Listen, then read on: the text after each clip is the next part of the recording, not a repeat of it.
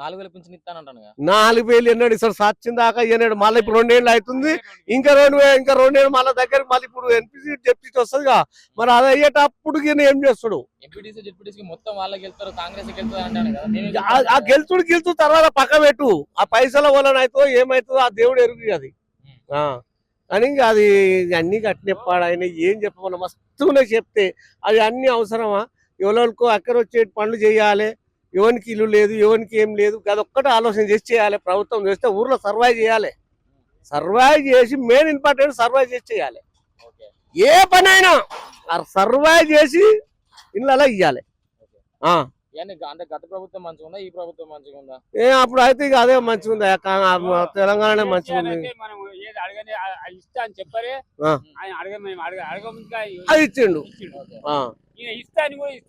ఇష్టాన్ని కూడా ఇంత నానబెట్టుకుంటే ఇక వస్తుంది చూడు, ఇక వస్తుంది చూడు అని అంటే కొత్త సంసారం ఏర్పడ్డారు. ఎన్నో కథలు పడతారు.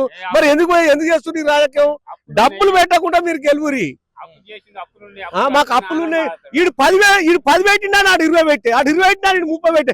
దేశాన్ని దోసుక తింటానికేగా మీరు, దోషాన్ని దేశక తింటానికేగా మీరు. మీకు ఎందుకు? మీ ప్రభుత్వాలు మీకు పెదరికం వచ్చి మీరు సంపాదించుకొని మీ జేబులో నింతున్నాయి. కానీ ఈ గరీబ్ వాళ్ళది ఏడ నింతుంది చెప్పు నాకు? సామాన్యుది ఏడ నింతుంది? మీరు రాజకీయాలు చేసేది ఎందుకు? రైతు బంధు సలహా రైతు బంధు ఏమంటే ఎవరిని పడే సరిగా రైతు ఇండే ఉండి అడుగు. నాకైతే భూమి లేదు, ఏం లేదు.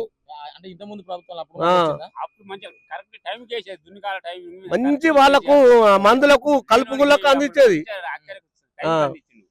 మళ్ళీ ఏ ప్రభుత్వం మొత్తం మంచిగా అనుకుంటాను. ఇప్పుడు సిఆర్ఎస్ నేను చెప్తున్నా కదా అయ్యా, ఇది సంగతి. మీ జేబులు నింపుకుంటే అందుకే 90% మీ జేబులు నింపుకొని మీరు పెదరికాలు మీరు పెద్దగా అయితే అందుకు.